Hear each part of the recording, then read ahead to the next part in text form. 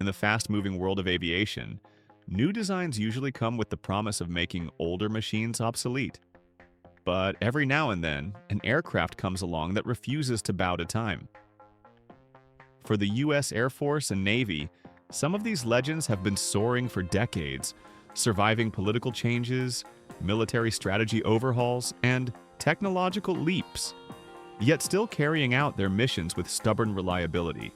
Many of these aircraft first took to the skies in the Cold War, bearing witness to events like the fall of the Berlin Wall, presidential handovers, and multiple wars.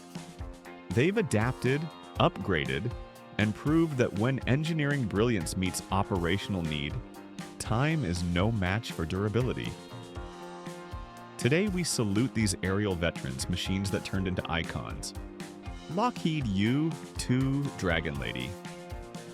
If the Cold War had a poster child for espionage in the skies, it would be the Lockheed U-2. Developed in the 1950s by Lockheed's legendary Skunk Works, the U-2 was built to do what no other aircraft could: fly at altitudes of 70,000 feet and capture razor-sharp images from distances no interceptor or radar could touch at the time. The CIA took a lead role in the project, codenaming it Dragon Lady.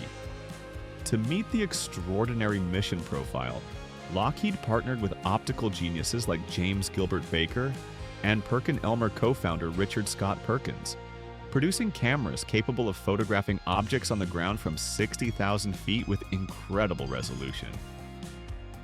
Its first flight in 1955 took place in secrecy at a Nevada dry lake bed, today famously known as Area 51. But flying that high came with risks.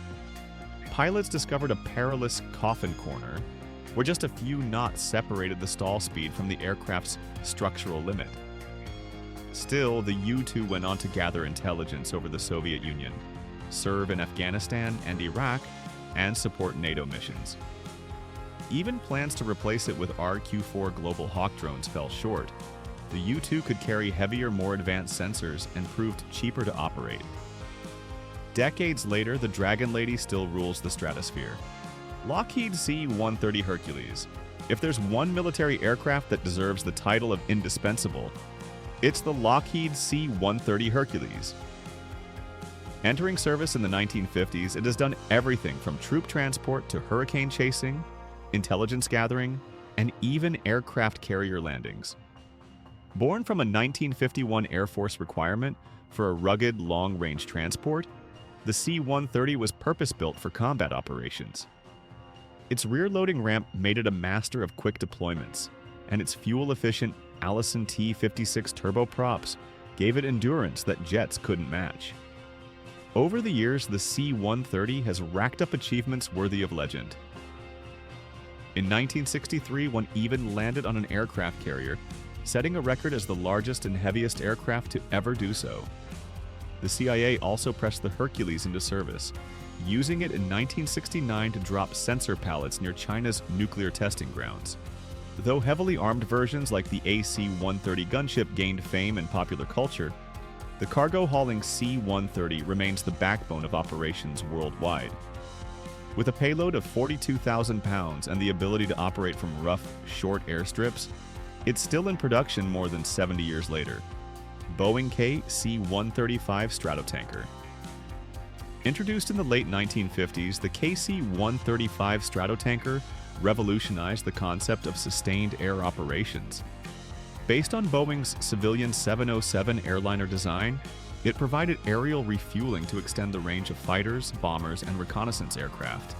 With a maximum takeoff weight of 322,500 pounds, the KC-135 can carry 200,000 pounds of fuel, much of which can be transferred mid-air via a flying boom operated from the rear of the aircraft. For aircraft equipped with refueling probes, the tanker can use a trailing drogue system instead. In Vietnam, KC-135s kept F-105 and F-4 fighters in the fight for hours, while enabling B-52 bombers to strike targets far beyond their unrefueled range. Today, even with plans to eventually transition to the KC-46 Pegasus, the KC-135 is still going strong and isn't expected to retire until well into the 2030s. Boeing B-52 Stratofortress. Since its first flight in 1952, the B-52 Stratofortress has been America's long-range heavy bomber of choice. Designed to carry nuclear weapons during the Cold War, it proved adaptable enough to take on conventional missions and remains in frontline service. The B-52's evolution has been remarkable, from the early straight-wing prototypes with turboprop engines to today's jet-powered behemoths with a combat radius of 8,800 miles. In-flight refueling turned the bomber into a global strike platform, capable of hitting targets anywhere in the world. Its record book is impressive.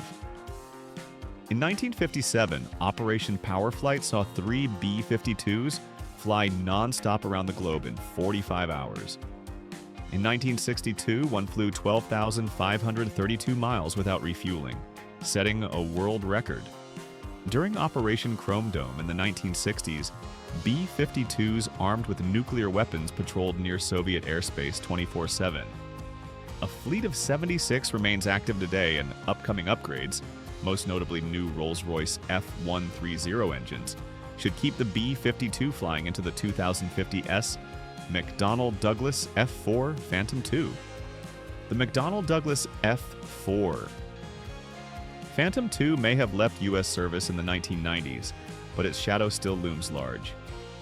Introduced in 1961 for the Navy, and soon adopted by the Air Force and Marine Corps, it became the most produced American supersonic military aircraft, over 5,000 built.